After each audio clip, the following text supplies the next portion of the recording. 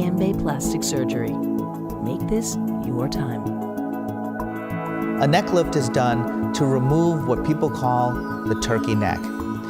Although it's a normal portion of facial aging, it can be removed safely and effectively. A small incision is made behind the ear and into the hairline, and then the excess skin is removed from those portions, creating a more subtle neck that is refreshed and youthful.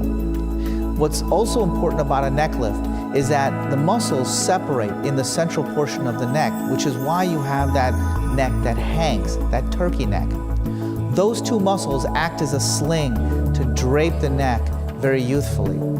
During the procedure, we bring those muscles together so that that sling is recreated from your youth. In about 3 hours, you look more youthful and more rested. The downtime for a neck lift is not as long as you think. It's about a week. Now, that's not a week of sitting around the house. That's a week of moving around and walking from day one. You will have to wear a sling around your neck to hold the skin firmly against the new and shapely neck. But outside of that, there's very little pain, and the downtime is really just from some swelling and bruising. So plan on having the neck lift and a week later going back to work.